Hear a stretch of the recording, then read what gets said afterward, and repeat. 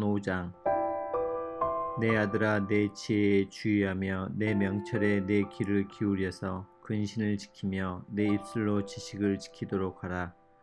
대저 음녀의 입술은 꿀을 떨어뜨리며 그의 입은 기름보다 미끄러우나 나중은 쑥같이 쓰고 두 날 가진 칼같이 날카로우며 그의 발은 사지로 내려가며 그의 걸음은 수월로 나아가나니 그는 생명의 평탄한 길을 찾지 못하며 자기 길이 든든하지 못하여도 그것을 깨닫지 못하느니라. 그런즉 아들들아, 나에게 들으며 내 입의 말을 버리지 말고 내 길을 그에게서 멀리하라. 그의 진문에도 가까이 가지 말라. 두렵건대 내 존영이 남에게 잃어버리게 되며 내 수완이 잔인한 자에게 빼앗기게 될까 하노라. 두렵건대 타인이 내 재물로 충족하게 되며 내 수고한 것이 외인의 집에 있게 될까 하노라. 두렵건대 마지막에 이르러 내 몸 내 육체가 쇠약할 때에 내가 한탄하여 말하기를 내가 어찌하여 훈계를 싫어하며 내 마음이 꾸지람을 가벼이 여기고 내 선생의 목소리를 청종하지 아니하며 나를 가르치는 이에게 귀를 기울이지 아니하였던고. 많은 무리들이 모인 중에서 큰 악에 빠지게 되었노라 하게 될까 염려하노라. 너는 내 우물에서 물을 마시며 내 샘에서 흐르는 물을 마시라. 어찌하여 내 샘물을 집 밖으로 넘치게 하며 내 도랑물을 거리로 흘러가게 하겠느냐. 그 물이 내게만 있게 하고 타인과 더불어 그것을 나누지 말라. 내 샘으로 복되게 하라. 내가 젊어서 취한 아내를 즐거워하라. 그는 사랑스러운 암사슴 같고 아름다운 암노루 같으니 너는 그의 품을 항상 족하게 여기며 그의 사랑을 항상 연모하라. 내 아들아, 어찌하여 음녀를 연모하겠으며 어찌하여 이방 계집의 가슴을 안겠느냐. 대저 사람의 길은 여호와의 눈앞에 있나니 그가 그 사람의 모든 길을 평탄하게 하시느니라. 악인은 자기의 악에 걸리며 그 죄의 줄에 매이나니 그는 훈계를 받지 아니함으로 말미암아 죽겠고 심히 미련함으로 말미암아 혼미하게 되느니라. 하늘에 계신 우리 아버지여, 이름이 거룩히 여김을 받으시오며 나라가 임하옵시며 뜻이 하늘에서 이룬 것 같이 땅에서도 이루어지이다. 오늘날 우리에게 일용할 양식을 주옵시고 우리가 우리에게 죄 지은 자를 사하여 준 것 같이 우리 죄를 사하여 주옵시고 우리를 시험에 들게 하지 마옵시고 다만 악에서 구하옵소서. 대개 나라와 권세와 영광이 아버지께 영원히 있사옵나이다. 아멘.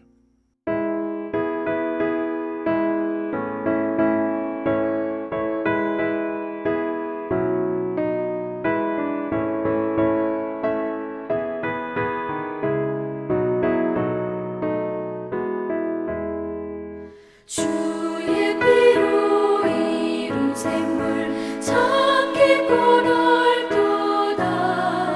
구원하는 그 신능력 다 찬송할지라. 찬송하세 주의 보혈 그 샘에 지금 나가 죄의 깊이 빠진 이 몸 그 피로 씻어 맑히네. 죄악 세상 이김으로 거룩한 길 가는 나의 마음 성전 삼고 주께서 계시네. 찬송하세 주의 보혈 그 샘에 지금 나가 죄의 깊이 빠진 이 몸 그 피로 씻어 맑히네.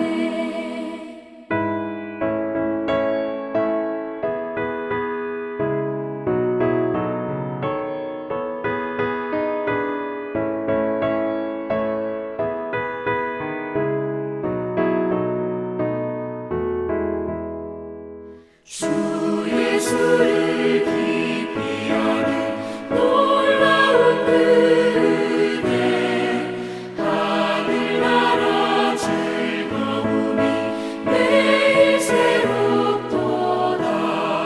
찬송하세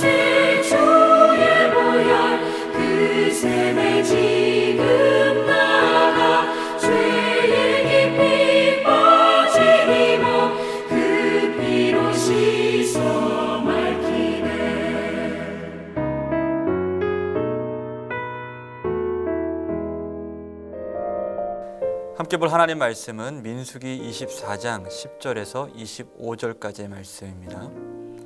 10절에서 14절까지의 말씀 제가 봉독해서 읽겠습니다. 발락이 발람에게 노하여 손뼉을 치며 말하되 내가 그대를 부른 것은 내 원수를 저주하라는 것이오늘 그대가 이같이 3번 그들을 축복하였도다. 그러므로 그대는 이제 그대의 곳으로 달아나라. 내가 그대를 높여 심히 존귀하게 하기로 뜻하였더니 여호와께서 그대를 막아 존귀하지 못하게 하셨도다. 발람이 발락에게 이르되 당신이 내게 보낸 사신들에게 내가 말하여 이르지 아니하였나이까. 가령 발락이 그 집에 가득한 은금을 내게 줄지라도 나는 여호와의 말씀을 어기고 선악간에 내 마음대로 행하지 못하고 여호와께서 말씀하신 대로 말하리라 하지 아니하였나이까. 이제 나는 내 백성에게로 돌아가거니와 들으소서. 내가 이 백성이 후일에 당신의 백성에게 어떻게 할지를 당신에게 말하리이다 하고. 아멘. 이스라엘을 두려워했던 발락이라는 왕, 이 모압 왕인데요. 발락이 이방 선지자 발람을 고용해서 이스라엘을 저주하도록 하는 계획을 세웠습니다.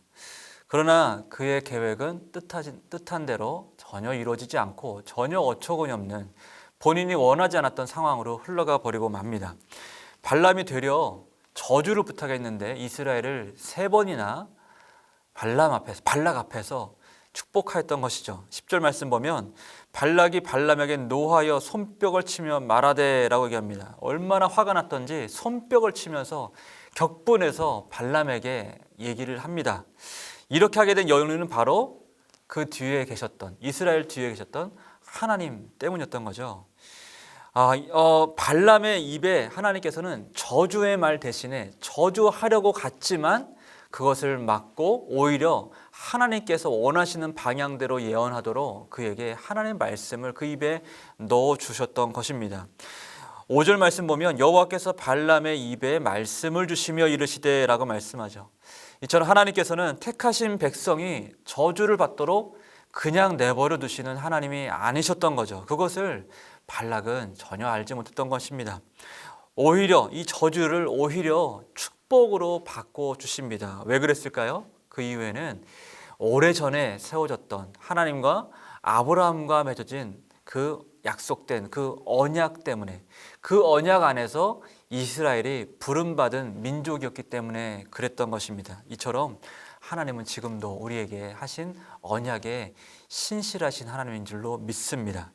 창세기 12장 3절 아브라함에게 어떤 말씀으로 언약을 하셨나요? 너를 축복하는 자에게는 내가 복을 내리고 또 너를 저주하는 자에게는 내가 저주하리니 땅의 모든 민족이 너로 말미암아 복을 얻을 것이니라 하신지라 라고 말씀하셨죠.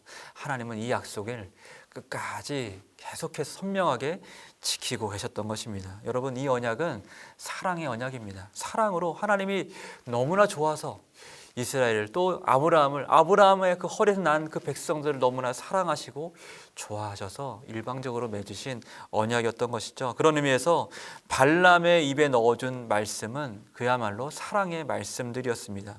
앞쪽 말씀을 먼저 하나 예를 들어 보면 민수기 24장 5절 말씀 보면 야곱이여 내 장막들이 이스라엘이여 내 거처들이 어찌 그리 아름다운고. 여러분, 우리 자녀들 또 특별히 우리가 사랑하는 사람들 보면서 그 뒷모습, 그 뒤통수만 봐도 너무나 이쁘고 사랑스럽다라는 마음을 느낄 때가 있잖아요.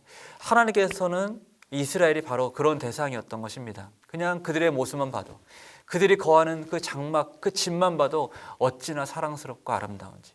그야말로 그들이 어떠해서가 아니라 하나님 안에 있는 그 사랑이 너무나 고결하고 정말 애틋하고 뜨거웠던 것입니다. 여러분, 하나님께서는 그들을 오직 사랑으로만 그렇게 보셨던 것이죠. 하나님께서는 우리를 오늘도 그렇게 바라보십니다. 사랑으로. 성경은 여러분 그 무엇도 그 하나님의 이 사랑 안에서 우리와 하나님과의 관계를 끊을 수 없다고 얘기를 합니다. 때로 사탄이 또 우리 마음 가운데 있는 하나님에 대한 온전한 믿음으로 살지 못하고 또 행동했던 우리 삶의 어떤 그런 잘못된 기억들이 이 사랑에 대해서 의심하게 만들고 또는 왜곡하게 만들고 또는 속이게 만들지라도 이 하나님이 우리를 향한 하나님의 사랑은 결코 변할 수 없다고 성경은 곳곳에서 말씀하고 있습니다. 여러분, 그래서 오늘 우리가 이 사랑을 붙들 수 있어야 되는 거죠. 로마서 8장 말씀 뭐라고 말씀합니까? 누가 우리를 그리스도의 사랑에서 끊으리요? 환난이나 공고나 박해나 기근이나 적신이나 위험이나 칼이랴 높음이나 깊음이나 다른 어떤 피조물이라도 우리를 우리 주 그리스도 예수 안에 있는 사랑 하나님의 사랑에서 끊을 수 없으리라. 할렐루야. 이 사랑 안에서 끊을 수 없다고 주님께서 약속하시고 예수의 십자가가 우리에게 그것을 지금도 언약으로 약속해 주고 계십니다. 여러분 아무쪼록 오늘 이 사랑 안에서 마음껏 하나님을 즐거워하고 또 하나님의 그 언약을 기억하면서 신실하게 살아가는 복된 우리의 삶이 되시길 주님의 이름으로 축복합니다.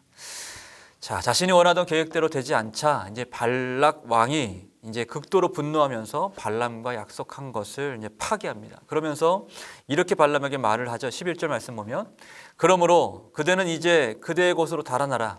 내가 그대를 높여 심히 존귀하게 하기로 뜻하였더니 여호와께서 이것을 막으셨다. 이렇게 얘기를 합니다. 이게 무슨 말인가요? 다르게 표현하면 이런 표현입니다. 내가 한 그 어리석은 그 선택 때문에 너는 굴러온 복을 차버렸다라고 얘기를 하고 있는 겁니다. 발람은 자신의 야망과 또 하나님의 뜻 사이에 그 기로에 서 있었던 것입니다. 그리고 사실은 발락의 길로 가려고 했던 거죠. 그러나 하나님께서 막으셨습니다. 다행히. 그러면 우리는 여러분들 우리 스스로 물어봐야 됩니다. 이 발람도 아마 그렇게 물었어야 됐을 거예요. 어떤 선택이 나에게 더 많은 이익을 줄까? 사실은 여러분들 우리 인생 가운데 만나는 수많은 선택 가운데 이런 것들을 질문해 보게 되잖아요. 어느 길로 가는 것이 어떤 결정을 하는 것이 나에게 또 앞으로 이익이 될까? 더 많은 이유는 남길까? 뭐 이렇게 생각하지 않겠습니까? 여러분 어미하신 하나님의 뜻을 맞설 수 없었던 이 발람은 결국은 하나님의 뜻을 따르지만 사실은 자의로한 선택은 아니었습니다. 여러분 모든 내용을 차치하고 우리가 기억할 건 뭐냐면 우리는 어떤 상황에서든지 간에 이익이 되는 선택이 아니라 믿음의 선택, 곧 존귀함에 이르는 선택을 해야 된다는 것입니다. 존귀한 선택이 있다는 거죠. 여러분 모든 선택에는 책임이 따릅니다. 반드시 그래야만 합니다. 그러나 거기에는 분명히 어리석음과 존귀함이라는 기로의 그 갈림길이 있다는 것을 우리는 꼭 기억할 수 있어야만 합니다. 그래서 항상 그것을 기억해야 되는 거죠. 여러분 먼저 어리석은 선택은 어떤 선택입니까? 내 마음대로 하는 선택을 의미합니다. 내 마음대로, 내 계산, 내 생각, 내가 짜놓은 판 안에서 움직이는 일인가? 이것들을 생각하면 선택하는 것은 내 중심적인 선택, 곧 어리석은 선택이 되고 맙니다. 자기 중심적인 선택이 되는 거죠. 어떤 책에 인간들에 가르쳐서 이렇게 얘기를 합니다. 자기 중심적인 삶을 사는 자기 중심성을 갖고 있는 인간들을 이렇게 설명한 거죠. 다른 사람들은 자신의 필요를 채기 위해 존재하는 사람들일 뿐 자신이 우주의 중심으로 사는 사람, 이렇게 설명을 하죠. 그는 오만함과 철없음이라는 병을 앓고 있다. 오만함과 철없음, 자기중심적인 선택을 하는 사람들의 마음에는 그들의 삶은 그러하다라는 겁니다. 내 마음대로 하는 것은 결국 어리석음과 철없음을 드러내는 결과를 가져옵니다. 그렇다면 그의 반대로 존귀한 선택은 어떤 것을 의미하는 것일까요? 존귀한 선택이란 말씀대로, 하나님의 말씀대로 따르는 삶, 말씀대로 따르는 선택을 의미합니다.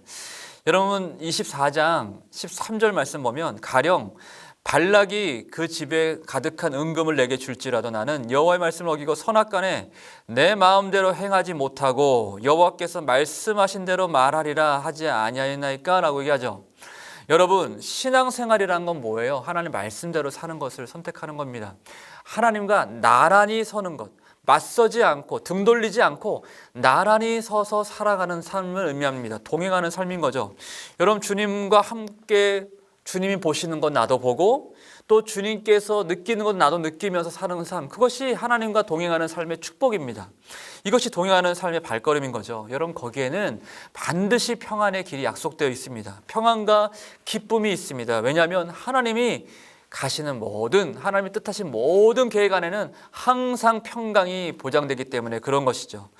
여러분 내 마음대로 하라는 모든 시도를 우리는 멈출 수 있어야만 합니다. 그리고 다시 듣기 시작해야 돼요. 무엇을요? 하나님 말씀을 듣기 시작해야 됩니다.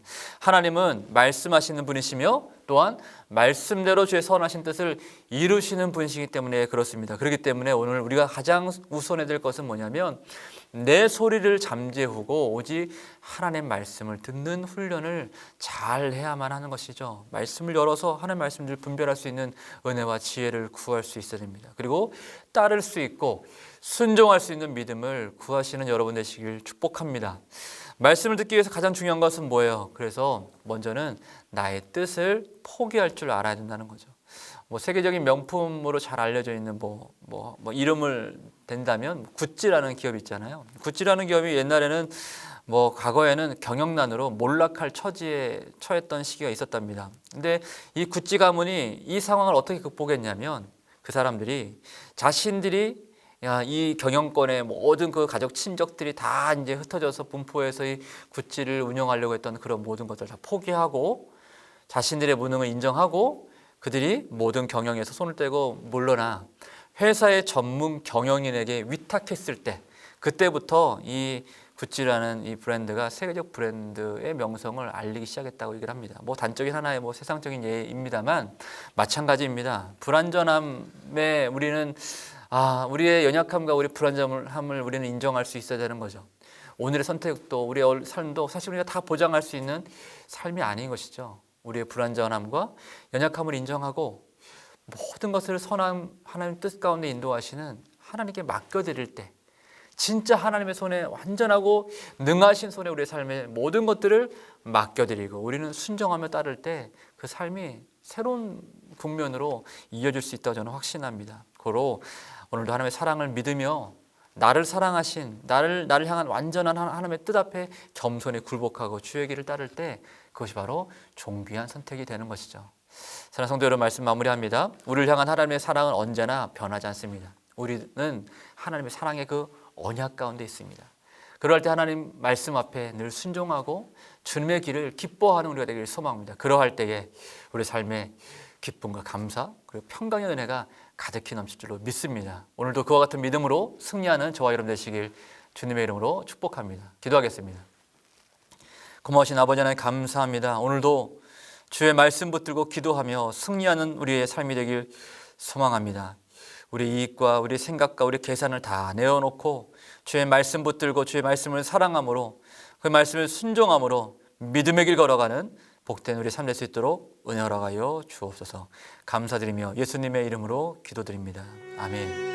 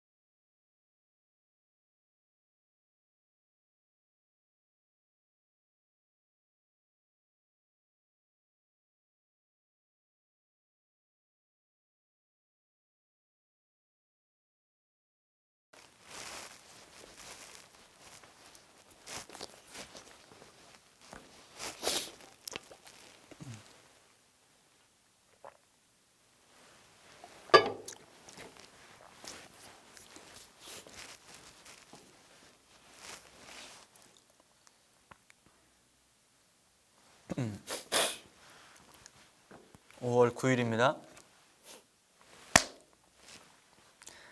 함께 나눌 하나님의 말씀은 민수기 25장 1절에서 18절까지의 말씀입니다. 그중 1절에서 5절까지의 말씀만 제가 봉독해서 읽겠습니다. 이스라엘이 시딤에 머물러 있더니 그 백성이 모압 여자들과 음행하기를 시작하니라. 그 여자들이 자기 신들에게 제사할 때에 이스라엘 백성을 청하매 백성이 먹고 그들의 신들에게 절함으로 이스라엘이 바알 부올에게 가담한지라. 여호와께서 이스라엘에게 진노하시니라. 여호와께서 모세에게 이르시되 백성의 수령들을 잡아 태양을 향하여 여호와 앞에 목매어 달라. 그리하면 여호와의 진노가 이스라엘에게서 떠나리라. 모세가 이스라엘 재판관들에게 이르되 너희는 각각 바알 부올에게 가담한 사람들을 죽이라 하니라. 아멘. 오늘 하나님의 은혜와 평강이 여러분 삶 가운데 가득하시길, 그리고 말씀으로 승리하는 하루 되시길 주님의 이름으로 축복합니다. 자, 어제까지 이야기를 봤을 때 모압 왕 발락의 이 계획이 수포로 돌아간 이후에 서로가 헤어지고 나서 안타깝게도 그 이어지는 말씀이 좋은 말씀으로 이어지지 않았습니다. 이스라엘은 전혀 다른 전쟁이 휘말리게 되는데 바로 영적 전쟁에 휘말리게 되고 실패하게 되는 것을 우리는 보게 되죠. 오늘 말씀 1절 말씀은 이렇게 시작을 합니다. 이스라엘이 시딤에 머물러 있더니 그 백성이 모압 여자들과 음행하기를 시작하니라. 이 모압 평지에 있었던 이스라엘, 이 시딤에 머물러 있었는데 이스라엘이 음행의 문제에 휘말리게 되었고 이로 인해서 하나님의 큰 진노의 잔을 마시게 되는 것을 우리는 보게 되죠. 여러분 고린도전서 10장 12절 여러분 너무나 잘 아는 말씀이죠. 이런 말씀이 있죠. 그런즉 선줄로 생각하는 자는 넘어질까 조심하라. 이 말씀 무슨 말이에요? 교만하지 말라라는 말씀이기도 하지만 너무나 안일한 삶을 살아서는 안 된다는 것을 의미합니다만 항상 깨어 있어야 됨을 의미하는 말씀인 거죠. 여러분 방심하면 넘어집니다. 은혜 뒤에 항상 여러분들 그 은혜가 되고 은혜가 능력이 되고 또 은혜가 축복이 될 수 있으려면 우리 항상 깨어있는 삶을 믿음 안에서 견지할 수 있어야만 합니다. 여러분 우리 삶 안팎에는 유혹과 시험이 늘 도사리고 있다는 것을 우리는 기억할 수 있어야 돼요.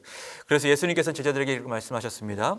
마태복음 26장 41절 말씀 보면 예수님께서 기도하실 때에 이렇게 얘기하시죠. 시험에 들지 않게 깨어 기도하라. 마음에는 원이로되 육신이 약하도다 하시고 우리의 약함을 잘 아시는 예수님께서도 우리에게 그렇게 말씀하십니다. 깨어 있어라. 시험에 들지 않도록 깨어 기도하라. 우리의 마음은 원인데 육신은 약하다라고 말씀하시죠. 여러분 아무쪼록 오늘도 더 기도함으로 하나님의 은혜를 붙들고 말씀을 붙들고 승리하는 저와 여러분 되시길 주님의 이름으로 축복합니다. 자, 이스라엘은 마치 한 몸이 된 것처럼 범죄했습니다. 이스라엘이 음행하였다고 할 때 여기서 성경은 단수로 얘기합니다. 단수. 그러니까 온 백성이 각각의 죄가 아니라 온 백성이 마치 한 덩어리처럼 움직였다는 거죠. 이 죄 짓는 데 있어서 한 몸처럼 범죄했다는 것을 의미합니다. 모압 평지에 자리한 이 시딤이라는 곳은요, 지역적으로 아주 꽤 큰 지역을 의미하는 곳이었습니다. 꽤 큰 지역입니다. 지금도 꽤 큰 지역으로 많은 사람들이 알려져 있죠. 문명적으로도 매우 발전한 곳이었습니다. 그곳 사람들은 바알 부올이라는 이 이방 신을 섬겼는데 그들의 문화는 매우 음란했습니다. 아마도 그들의 모습을 보면서 평안하고 이 풍요로운 시딤의 삶이 좋아 보였을지 모르겠습니다. 그래서 결국 그들의 문화가 이스라엘의 눈과 그들의 마음을 다 훔쳐갔던 것이죠. 다 사로잡고 순식간에 하나님께 시선을 돌리게 하고 마음을 돌리게 했던 어떤 그런 이유의 단초를 제공했던 것입니다. 여러분 이스라엘이 범죄한 이 음행의 사건은요, 단순한 성적 타락만을 의미하지 않습니다. 바알을 섬기는 시딤 사람들에게는 이 음행이란 이 모습, 이 행위는요 제의적인 행위였습니다. 그러니까 그들의 잠든 신을 깨우는 제사 행위였다는 것이죠. 그러니까 이스라엘은 단순한 음란을 넘어서 하나님을 버리고 오히려 다른 신들을 섬기는 배교 행위를 저질렀던 것이죠. 여러분 이스라엘 민수기 24장 5절 말씀 보면은 야곱 백성아 너희의 장막은 아름답고 이스라엘의 너희 집은 아름답구나. 하나님께서 이런 사랑 표현을 발람 선지자를 통해서 하셨지 않습니까? 그런데 이 사랑을 저버리고 그냥 눈에 보이는 좋아 보이고 즐거워 보이고 푸녀로 보이는 그 무언가, 그냥 손에 잡힐 것 같은 느낌을 주는 신을 섬기기 위해서 이 사랑의 하나님을 저버렸던 것입니다. 여러분, 이 일로 인해서, 하나님의 사랑을 외면한 이 일로 인해서, 이 범죄로 하나님의 진노가 임하게 되고 무려 24,000여 명이나 연병으로 한꺼번에 죽게 됩니다. 여러분, 가장 무서운 것은 뭐냐면, 사실 이 죄가 무서운 이유는 뭐 여러 가지 이유가 있지만 가장 무서운 죄는 죄를 도무지 깨닫지 못하는 마음에 있다고 할 수 있습니다.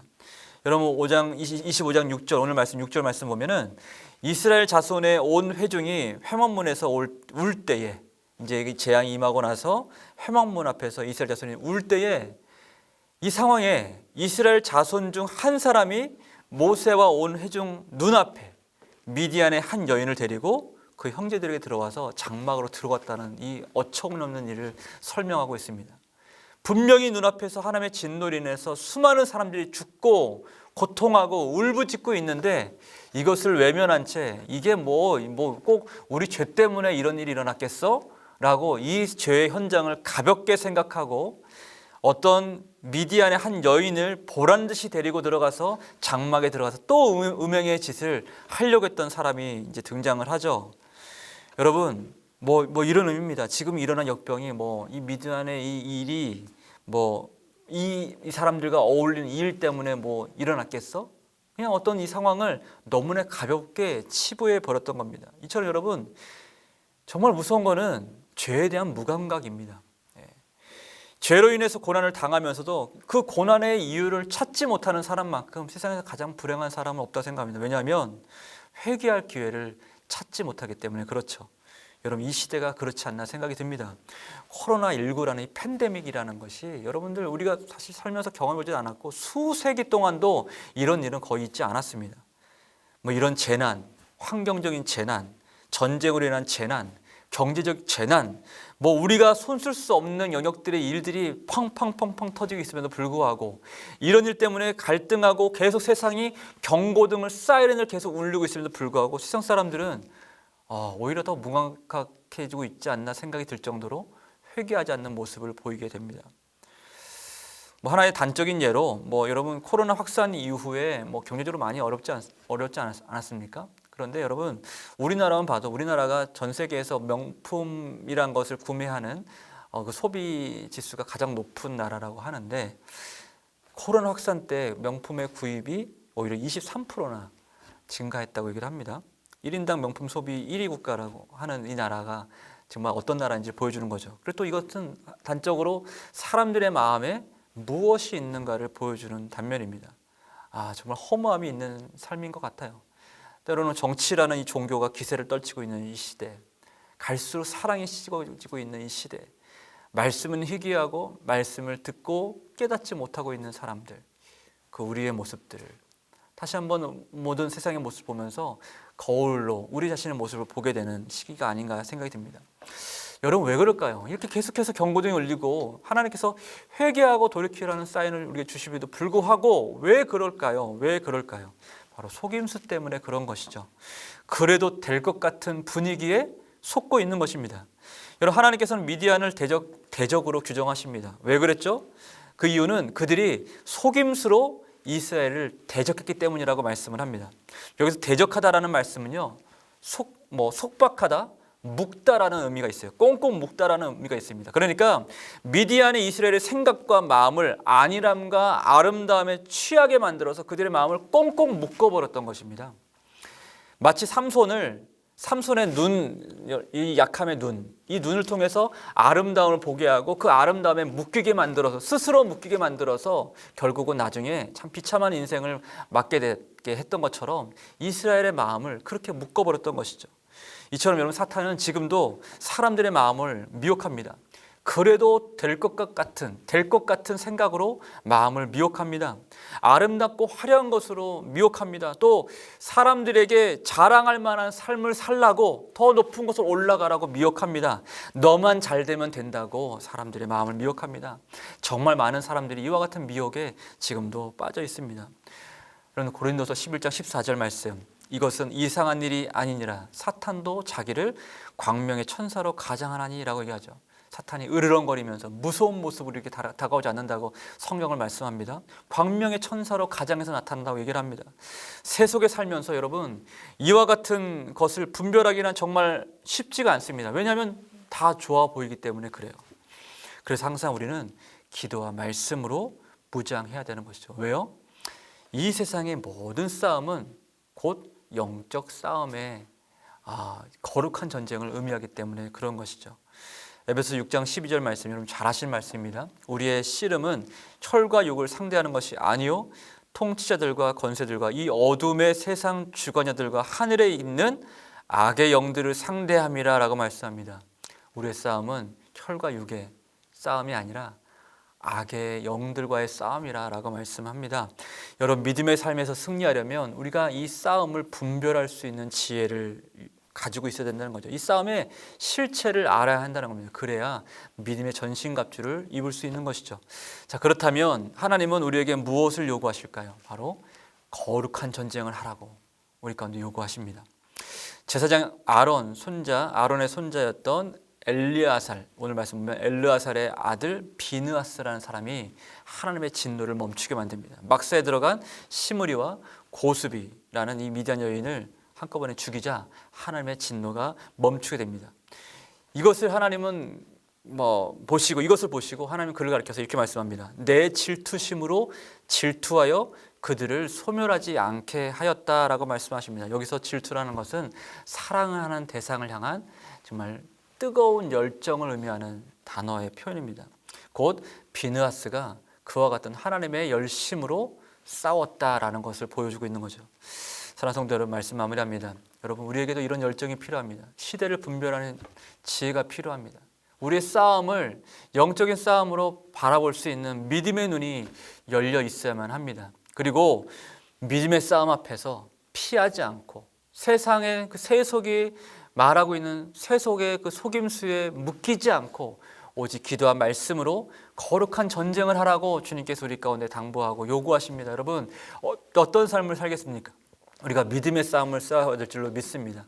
어떤 삶에 문제가 있을지라도 기도로 풀어가고 말씀으로 풀어가고 또 말씀의 순종으로 풀어갈 때에 거룩한 삶을 통해서 우리의 거룩한 이 싸움의 이 승리를 통해서 온 땅 가운데 하나님의 나라가 충만히 임하게 될 줄로 믿습니다. 아무쪼록 이와 같은 믿음으로 승리하는 저와 여러분 되시길 주님의 이름으로 축복합니다. 기도하겠습니다.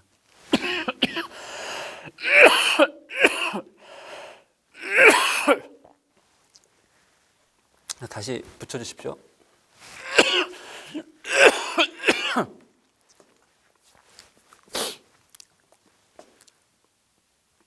기도하겠습니다. 살아계신 아버지 하나님 감사합니다. 오늘도 하나님 말씀 안에 살게 하시고 믿음으로 무장된 삶을 살게 하여 주시옵소서.